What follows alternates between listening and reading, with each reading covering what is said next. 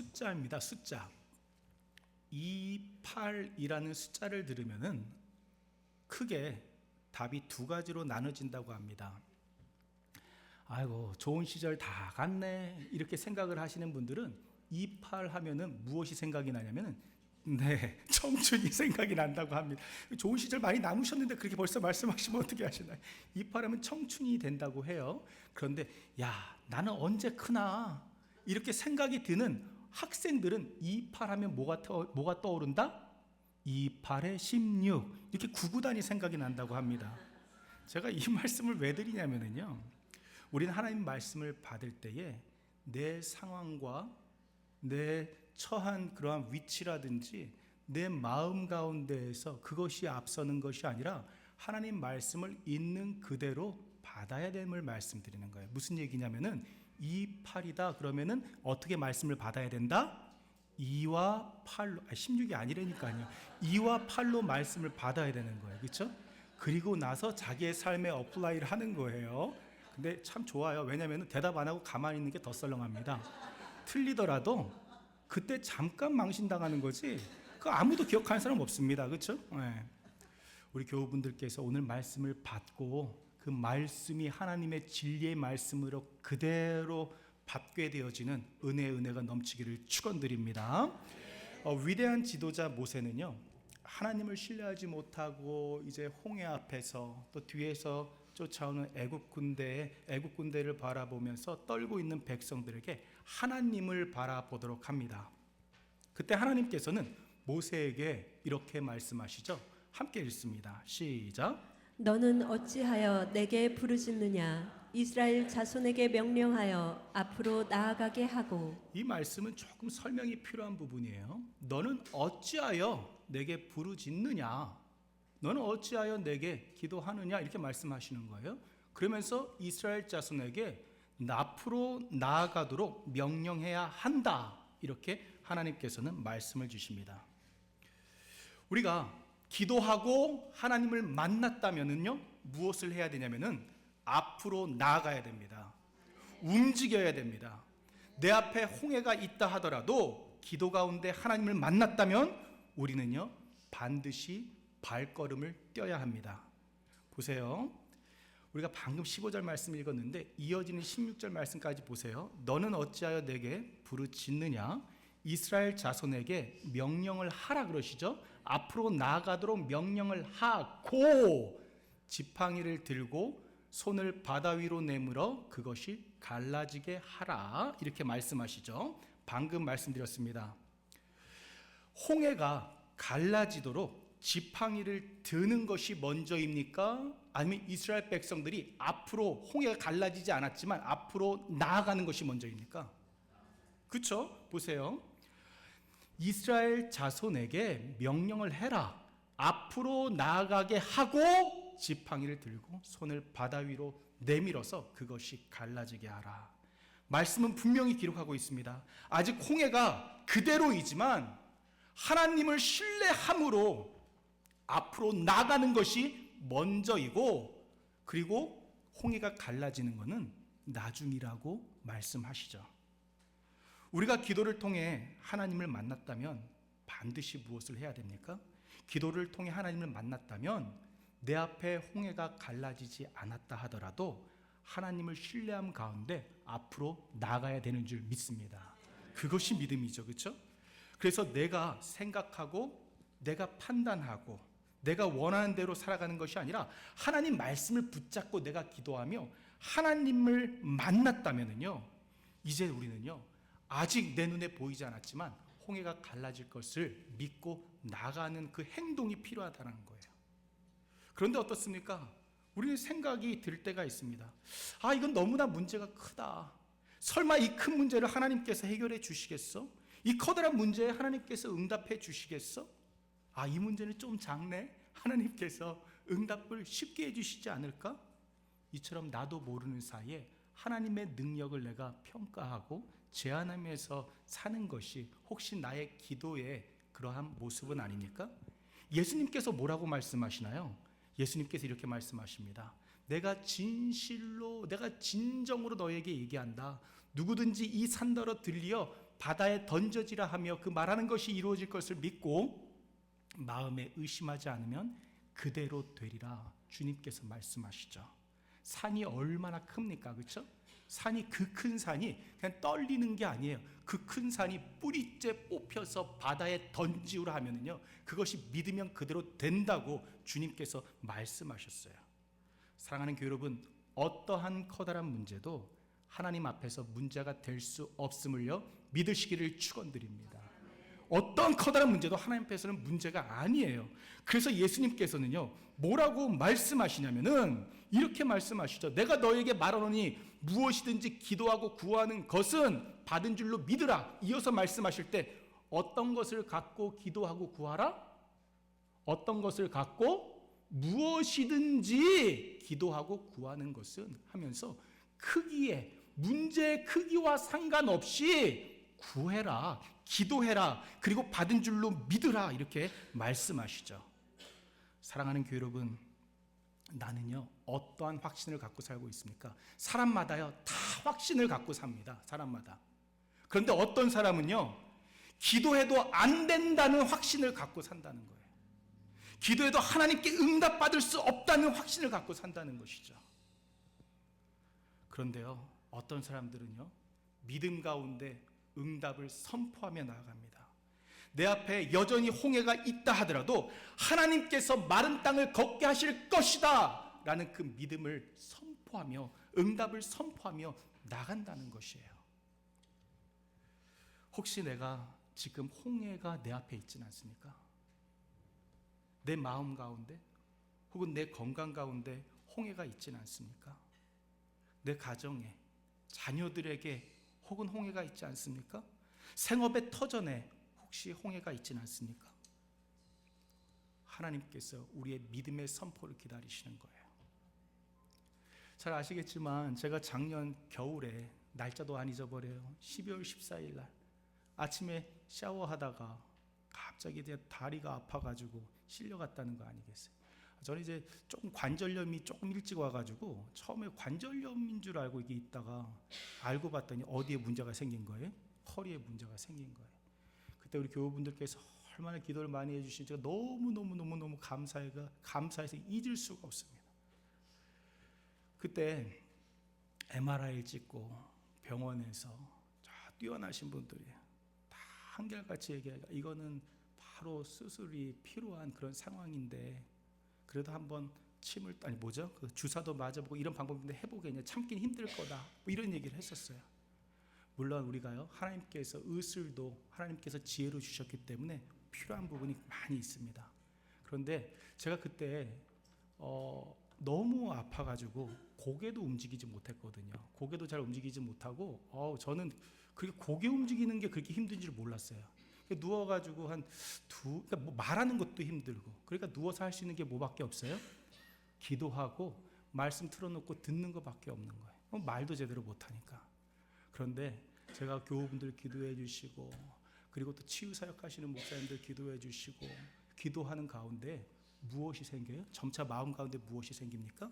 하나님께서 치료해 주시겠다, 기도에 응답해 주시겠다, 그 믿음이 딱 생기더라고요. 한 번은 기도를 받고 기도를 하고 그러는데 하체가요 시원해, 아이스크림 갑자기 먹은 것처럼 시원해지는 거예요.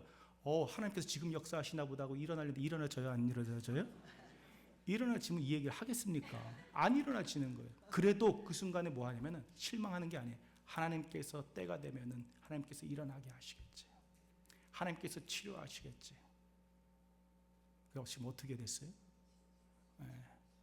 제가 우리 이렇게 의사 선생님들 이제 이야기해 주실 때 미라클이라고 얘기를 하세요. 어떤 분은 이제 제가 이렇게 뭐 이렇게 또 여러분들께서 소개해 주신 분들 이렇게 만나고 그러는데 그분은 목사님이라서 하나님께서 낫게 해 주셨네요, 뭐 이렇게 말씀하세요.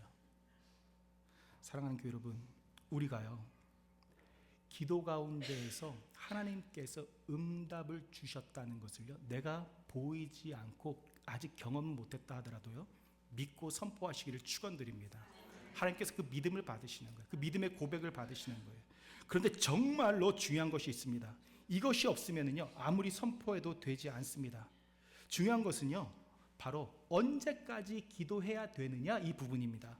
언제까지 기도해야 될까요? 보세요. 예수님 말씀하시죠. 아까 읽었던 말씀입니다. 내가 너희에게 말하노니 무엇이든지 기도하고 구하는 것은 받은 줄로 믿으라. 언제까지 기도하라는 걸까요? 무엇이든지 기도하고 구하는 것은 받은 줄로 믿으라. 그리하면 너희에게 그대로 되리라. 이렇게 말씀하셨죠.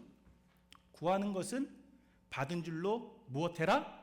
믿어라. 기도한 것은 받은 줄로 뭐해라? 믿어라. 그러면 그대로 될 것이다. 이렇게 말씀하시죠. 믿음은 어디에서 나옵니까? 믿음은 어디로부터 주어집니까? 질문 드릴게요. 믿음은 사람으로부터 나온다. 아니다. 믿음은 하나님께서 주신다. 둘 중에 어디입니까? 믿음은요 하나님께서 주시는 거예요.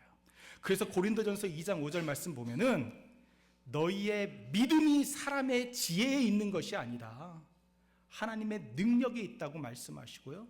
에베소서 2장의 말씀 보면은요 우리가 믿음으로 말미암아 구원을 받았나니 이는 하나님의 선물이라고 말씀하셨어요. 그래서 누구든지 자랑할 수 없다고 하셨어요. 그리고 고린도전서 12장 3절에는요 성령으로 나지 아니하고는, 성령 하나님께서 역사하시지 아니하고는 아무도 예수님을 주라 시인할 수 없다고 하셨습니다. 믿음이란 내게서 나오는 것이 결코 아닙니다. 믿음은 하나님께서 주시는 거예요. 하나님께서. 우리가요 언제까지 기도해야 될까요? 보세요. 기도하고 구하는 것은 받은 줄로 믿으라. 이 믿는 것은요 내가 하는 것이 아니라고 말씀드렸어요. 이 내가 믿어지도록 누가 역사하시는 거예요? 하나님께서 역사하시는 거예요. 그러니 언제까지 기도해야 됩니까? 언제까지? 믿어질 때까지 기도해야 된다. 믿어질 때까지. 사랑하는 교회 여러분, 우리가요 왜 기도의 자리에 들어가야 될까요? 왜 기도해야 됩니까? 하나님께서 기도를 통하여서 우리에게 응답 주실 것이 믿어지기 때문에 우리는 기도의 자리로 들어가야 되는 거예요. 우리가 기도를 통하여서 하나님께서 이 홍해를 갈라주실 것이 믿어지도록 하나님께서 역사하신 줄 믿습니다. 사랑하는 교회 여러분, 삶 가운데 홍해를 만나셨습니까? 결코 앞으로 나아갈 수 없을 것 같은 문제를 만나셨습니까? 언제까지 기도해야 된다? 믿어질 때까지 기도해야 된다는 거예요. 믿어질 때까지. 기도하는 사람의 두 분류가 있습니다. 믿어질 때까지 기도하는 사람이 있고 믿어지지 않았는데 그만두는 사람이 있습니다. 우리는요 믿음이 주어질 때까지 결코 기도를 포기해서는 안 됩니다. 그리고 믿어질 때요 그 응답을 선포하며 앞으로 나아가야 됩니다. 내 앞에 여전히 홍해가 있다 하더라도 하나님께서 열어주셨어. 하나님께서 치료해 주셨어. 하나님께서 해결해 주셨고 하나님께서 역사해 주셨어. 그 믿음이 우리의 기도 가운데 주어지는 은혜가 넘쳐나기를 축원드립니다. 기도의 사람 모세는요 하나님께서 그 믿음을 허락하셨던 거예요.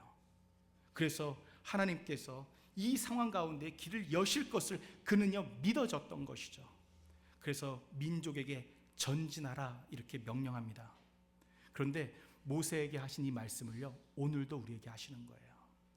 사랑하는 교회 여러분, 문제를 묵상하며 살아가는 것이 아니라 하나님의 말씀을 묵상하고 기도하며 믿어질 때까지 나아가시기를 축원드립니다. 이스라엘 백성들은요 기도의 응답을 통해서 홍해를 건넙니다. 하나님의 인도하심 가운데 그들은 광야를 걷습니다. 그리고 애굽 땅을 떠난 지 한 3개월 정도 될 때에 시내 광야에 들어가게 됩니다. 이 시내 광야에 이렇게 도착을 해가지고 텐트를 쫙 치는 거예요. 이 텐트를 탁 치는데 하나님께서 모세를요 산으로 부르십니다. 그 산이 뭐예요? 저는 답을 다 드리고 묻잖아요. 그 산이 무슨 산이죠? 시내산입니다. 시내산. 하나님께서 모세를 부르시는 거예요. 그리고 모세에게 무엇을 주시냐면요 함께 읽습니다. 시작. 여호와께서 모세에게 이르시되 너는 산에 올라 내게로 와서 거기 있으라. 내가 그들을 가르치도록 내가 율법과 계명을 친히 기록한 돌판을 내게 주리라. 아멘. 지금 말씀 보면은요, 한글로는 이제 돌판 이렇게 해서 하나인 것처럼 이제 느껴지지만 여기는 영어 번역이 조금 더 좋습니다. 복수로 되어 있습니다. 원어로 보면은 돌판들, 두 개의 돌판이죠. 하나님께서는 율법과 이제 계명이 기록되어 있는 돌판을 이제 모세에게 주시는데요. 이 모세에게 이 돌판을 왜 주셨을까요? 지금 보면은요, 이렇게 기록되어 있습니다. 세계가 다 내게 속하였나니 너희가 내 말을 잘 듣고 내 언약을 지키면 너희는 모든 민족 중에서 무엇이 되겠고 내 소유가 되겠고, 내 말을 잘 듣고 내 말에 순종하면은 너희들은 내 소유가 될 것이다, 이렇게 약속하시죠. 아하, 하나님께서 우리에게 말씀을, 우리에게 성경책을 왜 주셨구나? 나를 무엇 삼으시려고? 하나님의 소유 삼으시려고 주셨다라는 거죠. 그렇죠? 소유가 된다, 이것은 무슨 뜻입니까? 굉장히 오래된 영화입니다. 해바라기라는 이 한국 영화인데요. 김내원이라는 분이 이제 주인공 역할을 맡는데, 이 영화에서 굉장히 이제 유명해진 명대사가 나옵니다.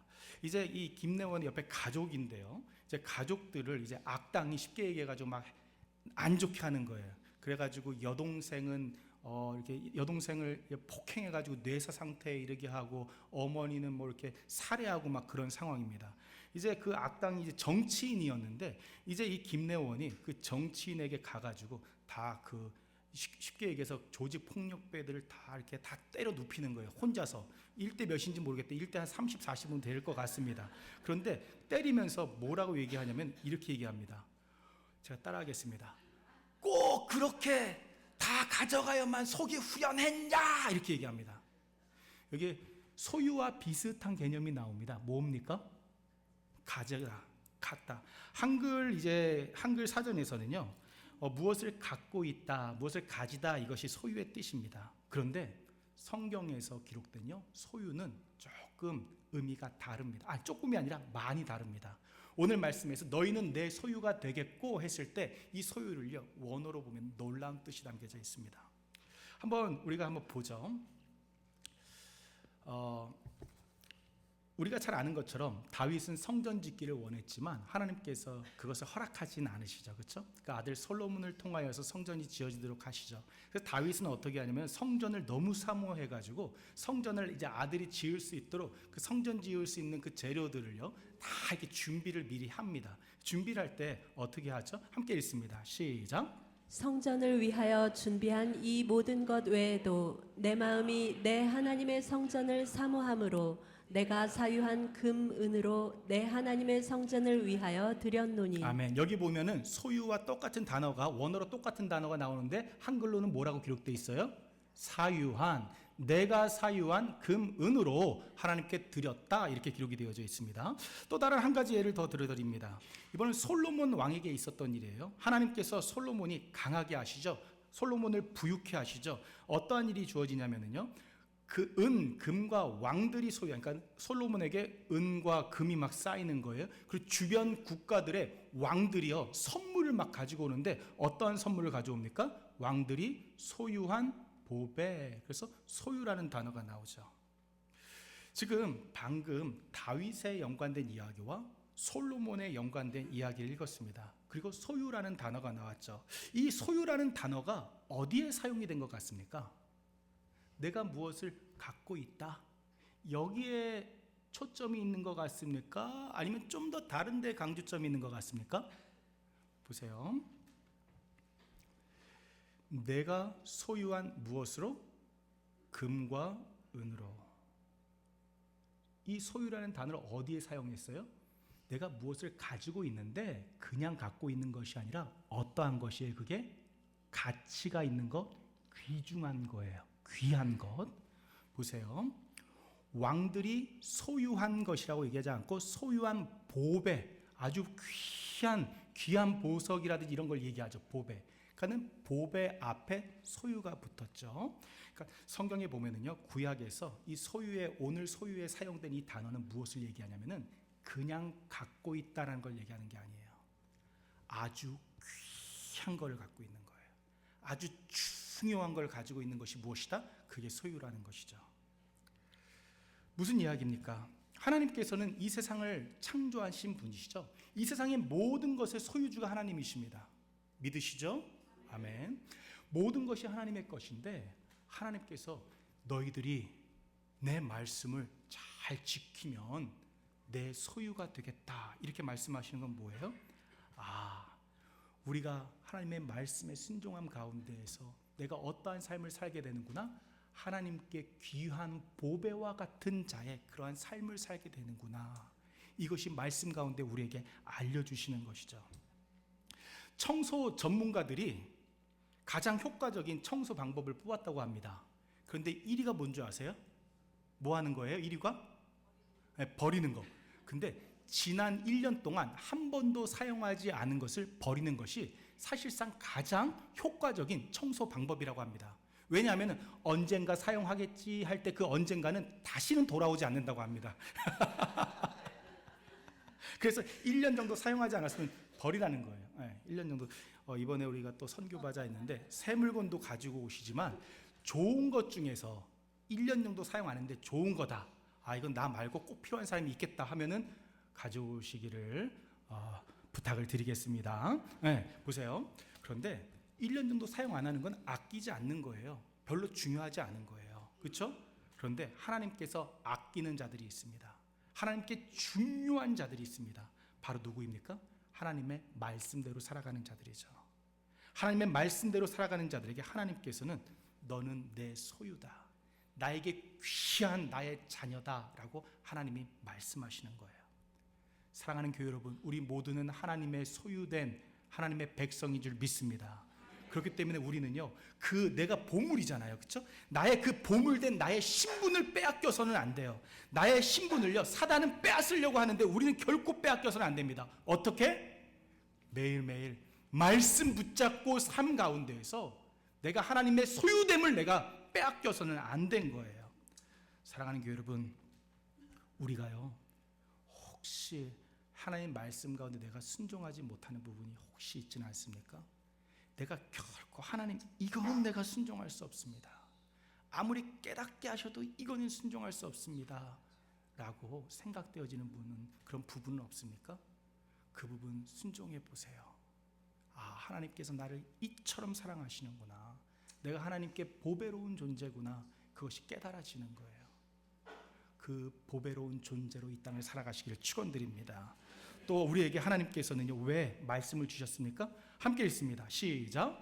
너희가 내게 대하여 제사장 나라가 되며 거룩한 백성이 되리라. 너는 이 말을 이스라엘 자손에게 전할지니라. 아멘. 우리에게, 그러니까 말씀에 순종하는 자들에게 무엇이 되도록 하겠다라고 말씀하시냐면은 제사장 나라가 되도록 하겠다라고 하나님 말씀하시죠. 제사장은 우리가 잘 아는 것처럼 백성들이 하나님 앞에 나아가도록 하나님께서 기름 부으신 자들이죠, 그렇죠? 그래서 제사장들은요, 백성들을 위해서 봉사하고 섬기고 도움을 주는 자들입니다. 그런데 이 제사장을 잘 설명하는, 오늘의 본문의 제사장의 의미를 잘 설명하는 표현이 있습니다. 이사야 선지자에게 성령님께서 임하셔서 이사야는 이렇게 얘기합니다. 오직 너희는, 이스라엘 백성들에게 얘기하는 거예요, 너희는 여호와의 제사장이라 일컬음을 받을 것이라. 사람들이 너희를 우리 하나님의 봉사자다, 하나님의 봉사자라 할 것이다, 이렇게 이야기를 하죠. 맞습니다. 우리는요, 하나님의 제사장, 하나님의 봉사자인 줄 믿습니다. 하나님의 소유지가 되잖아요. 하나님의 소유라는 신분이 딱 생기죠. 그럼 신분과 함께 따라오는 것이 뭡니까? 사명입니다. 사명. 이 사명을요, 누가 감당할 수 있다라는 거예요? 이 사명을요, 말씀 가운데 살아가는 자들이 이 사명을 감당할 수 있다는 거예요. 우리에게 하나님께서는 귀한 사명을 주셨습니다. 교회 공동체에서 직분을 통한 사명을 주셨죠. 가정에서 부모로서 또 맡겨진 사명이 있죠. 생업의 터전에서 또한 맡겨주신 사명이 있죠. 그 사명 어떻게 감당할 수 있는 줄 아십니까? 그 사명이요, 말씀 가운데 말씀에 순종함으로 감당하는 거예요. 내가 지혜가 있어서 내가 무엇을 열심히 해서 내가 물론 최소 그거 필요한 부분이 있습니다. 하지만 그것으로 결코 사명을 감당할 수 없어요. 어떻게 사명 감당한다? 말씀대로 살아가면서 하나님께서 내게 주신 사명을 감당한다고 성경은 말씀하시는 거예요. 사랑하는 교회 여러분, 우리가요 하나님의 소유인 줄 믿습니다. 하나님의 소유면 어떻게 해야 됩니까? 하나님께서 맡겨진 사명도 잘 감당해야 되는 거예요. 마지막으로 우리에게 말씀에 순종하도록 하나님께서 하신 이유는 무엇일까요? 우리에게 너희는 무엇이 되리라? 거룩한 백성이 되리라. 거룩한 백성이란 무슨 뜻입니까? 하나님은 어떠하신 분이에요? 거룩하다. 거룩은 하나님의 성품이죠. 그래서 하나님께서는 우리에게 내가 거룩하니 너희도 거룩하라 이렇게 말씀하십니다. 왜 그렇게 말씀하셨죠? 우리를 사랑하셔서 우리가 거룩한 가운데 있어야지 하나님과 교제할 수 있기 때문이에요. 하나님께서는 창조 때 아담과 하와를 만드신 때부터 계속하여서 우리와 교제하기를 원하시는 분이시죠. 그래서 우리에게 무엇이 필요합니까? 거룩함이 필요한 거예요. 아무리 금으로 만들었던 음으로 만들었던 그릇 안에 더러운 것으로 지저분하다면 그 그릇을요 그대로 사용해서 음식을 드실 분이 계십니까? 아마 안 계실 거예요. 어떠한 것으로 만들어졌던 그릇이 깨끗할 때에 성령 하나님께서 우리 가운데 임하셔서 우리와 교제하시는 거예요. 우리에게 하나님의 임재하심이 있는 거예요. 사랑하는 교회 여러분, 말씀을 마치려고 합니다. 하나님께서 우리에게 말씀을 주신 이유가 무엇입니까? 하나님의 귀한 존재인 그 신분이 세워지고 하나님의 소유로서 맡겨진 사명을 잘 감당할 뿐만 아니라 하나님의 임재하심 가운데 하나님과 동행할 수 있도록 하나님께서 우리에게 말씀을 주신 줄 믿습니다. 그 말씀, 그리고 기도는 믿어질 때까지 기도함으로 응답받고 말씀 가운데 하나님의 소유로 살아가시는 우리 모든 교우분 되시기를 축원드립니다. 우리 이 시간에 우리 함께